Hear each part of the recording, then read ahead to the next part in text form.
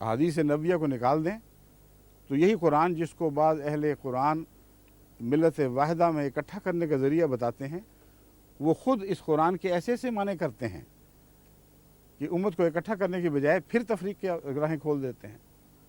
ان کے نزدیک اس آیت کا یہ مطلب ہے، کسی اور کے نزدیک وہ مطلب ہے، غرضی کے پھر اسی طرح بکھر جاؤ گے۔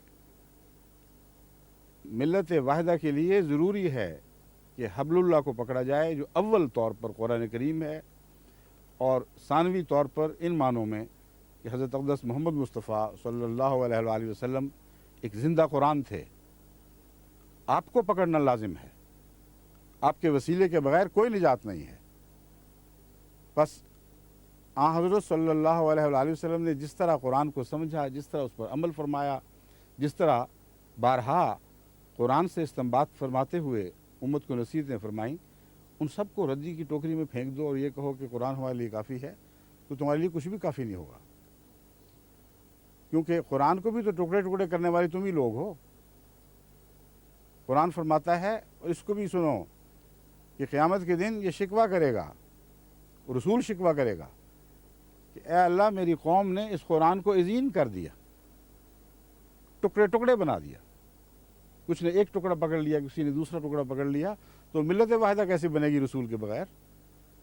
وہ تو شاکی ہے خود کہ میں تو قرآن چھوڑ گیا تھا پیچھے، لیکن انہوں نے قرآن کے معنی بدل لیے، جگہ جگہ اختلاف کیے، گویا اس قرآن کو ٹکڑے ٹکڑے کر دیا، پارا پارا کر دیا۔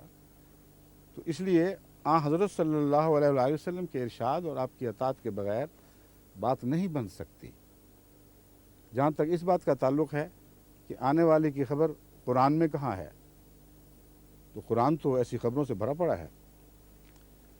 سب سے اہم بات یہ ہے کہ آپ نے امتی نبی کے حوالے سے مسیح موت کے انکار پر فخر کیا ہے، اور یہ ظاہر کیا ہے کہ یہ محض ایک شیطانی خیال ہے کہ کوئی امتی نبی آ سکتا ہے، اور ہم انکار کرتے ہیں اور اس پر فخر کرتے ہیں اور تکذیب کرتے ہیں اور مخالفت کرتے ہیں اور جھوٹا کہتے ہیں اور مرتد قرار دیتے ہیں اور اسلام کے دائرے سے باہر نکال پھینکتے ہیں۔ کہ تم خدا ہو، تم ہوتے کون ہو؟ خدا والوں کو اس خدا اور اسلام کے دائرے سے باہر نکال کے پھینکنے والے؟ استغفار کرو، تقوی اختیار کرو۔ خدا کے حضور شرارت قبول نہیں ہوا کرتی،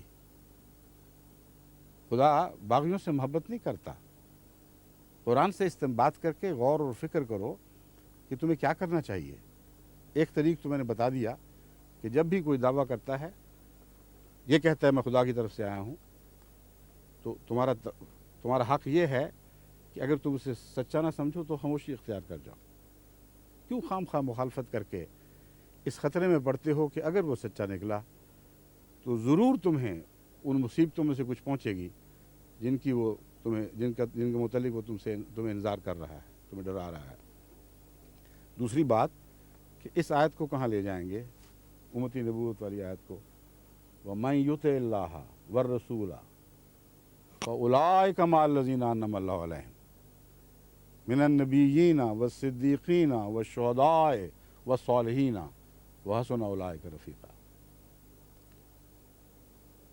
کہ دیکھو ایک نیا انقلابی دور آیا، من یطع اللہ، اب یہ اعلان ہو رہا ہے کہ من یطع اللہ والرسول۔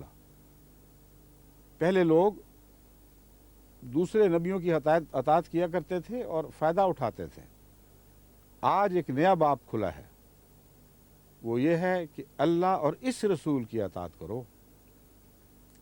الرسول، اطاعت کرو گے تو کیا ہوگا؟ سزا تو نہیں ملے گی۔ کس رسول کی اطاعت کرنے کی شرط لگائی گئی ہے؟ جو سب رسولوں سے افضل ہے، تو اس کا انعام دوسرے رسولوں سے کمتر کیسے ہو سکتا ہے؟ اس اطاعت کے بدلے کم سے کم ویسے انعام تو ملیں جو پہلوں کو دیے گئے تھے، یا درجے میں ان سے بڑھ جائیں تو کوئی بعید نہیں، لیکن کم تر کی بات نہیں ہو سکتی۔ چنانچہ اللہ تعالیٰ فرماتا ہے وَمَن یُطِعِ اللَّهَ وَالرَّسُولَ فَأُولَٰئِکَ مَعَ الَّذِینَ أَنْعَمَ اللَّهُ عَلَیْہِم۔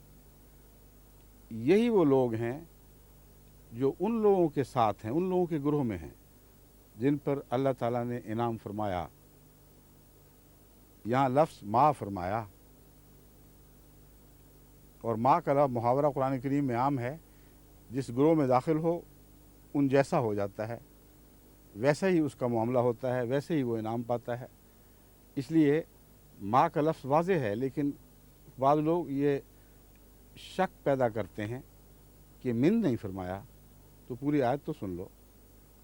माल लजीना अन्नमल्लाहु अलैहिम मिनन नबीयीना, यानी नबियों में से, व सिद्दीकीना और सिद्दीक़ों में से, व शुहदाए और शहीदों में से, व सालिहीना और सालिहीन में से होंगे, व हसना उलाइका रफ़ीक़ा, ये वो गुरोह है, ये वो मायत है, कैसी प्यारी और कैसी हसीन है, इससे बेहतर रफ़ाक़त का तसव्वुर नहीं हो सकता। बस अगर इस दुनिया में हज़रत अक़दस मोहम्मद रसूलुल्लाह सल्लल्लाहु अलैहि वसल्लम की अताअत से ये सारे मरातिब खुदा ताला की नज़र में किसी इंसान को दिए जाने के लायक नहीं थे, तो अल्लाह ताला हरगिज़ ये वादा न फरमाता। और अगर 3 मरातिब तो दिए जाने के लायक थे और चौथा खुदा ने रोक रखा था, तो फिर खुदा ताला को चौथे के ज़िक्र की क्या ज़रूरत थी? नबियों से क्यों बात शुरू की?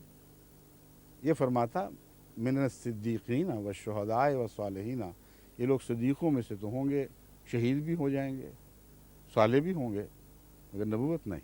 वो मैं रोक बैठा हूँ, ये तो नहीं फरमाता। वह मिनन नबीयीना, लेकिन कैसे नबी? कोई नए मज़हब लेकर आएंगे, कोई नया सलूक जारी करेंगे, नई हिदायत की राहें दिखाएंगे? हरगिज़ नहीं, क्योंकि आगाज़ ही में शर्त लगा दी गई है, वमन युतिल्लाह वर रसूला, मोहम्मद रसूलुल्लाह की मुतियों को नबूवत मिल सकती है, गैर को नहीं मिल सकती। बस हर दूसरे की नबूवत ख़त्म है सिवाय हज़रत मोहम्मद रसूलुल्लाह सल्लल्लाहु अलैहि वसल्लम के, जिन्होंने तमाम जहानों के नबियों की नबूवत ख़त्म कर दी, मगर अपनी नहीं की, अपना फैज़ जारी रखा। अतात शर्त है जो अल्लाह ताला ने मुकर्रर फरमा दी। बस उम्मती नबूवत के लफ्ज़ पे तुम चाहो तो मजाक उड़ाओ, लेकिन याद रखो कि कुरान करीम ऐलान कर रहा है, अगर कभी नबूवत किसी को अता हुई तो मोहम्मद रसूलुल्लाह की अतात से अता होगी। वो उम्मती नबी हो सकता है, उसके बगैर नहीं हो सकता। यही हम कहते हैं। जहाँ तक इमाम महदी और मसीह का ताल्लुक़ है, उसके मुतल्लिक़ अहले कुरान माने या ना माने, मगर जो गैर अहले कुरान हैं, जो हदीसों के एहतराम की नज़र से देखते हैं, ये सादत रखते हैं, वो सब मानते हैं कि महदी ज़रूर आएगा और खुदा मुकर्रर फरमाएगा। इमाम कोई दुनिया का चुना हुआ इमाम तो नहीं होगा, वो ऐसा इमाम होगा जिसे अल्लाह ख़ुद बनाएगा। तो अजीब सवाल है कि अल्लाह इमाम मुकर्रर करे तो हमें इजाज़त होगी कि उसको झूठा कहें, बदकार कहें, मक्कार कहें, फरेबी कहें, दायरा इस्लाम से बाहर करार दें और हमें कुछ नहीं होगा? हमारा फिर भी हशर नशर मोमिनीन में होगा। मोहम्मद रसूलुल्लाह की ग़ुलामी में एक इमाम आता है जिसे अल्लाह इमाम बनाता है। उसका नाम जो चाहो रखो, उसका इनकार तुम ज़ेबा नहीं, इजाज़त नहीं दी जा सकती। एक हुकूमत एक चपड़ासी को किसी जगह भेजे, एक पटवारी को किसी जगह भेजे, उसके इनकार की मजाल नहीं। अगर करेगा तो अपने दायरे में सज़ा पाएगा। लेकिन अल्लाह गफूरुर रहीम है। मैं फिर ये कहता हूँ कि मैं नहीं कह सकता कि मुसलमानों में से जो अहमदियत में दाखिल नहीं, वो सारे नाउज़ बिल्लाह मिन ज़ालिक खुदा के नज़दीक मग़ज़ूब हैं। हरगिज़ नहीं। भारी तादाद में मासूमों की है, भले लोग हैं, नेक दिल हैं, उन्हें पता नहीं कि वो क्या कहते हैं, क्या कर रहे हैं।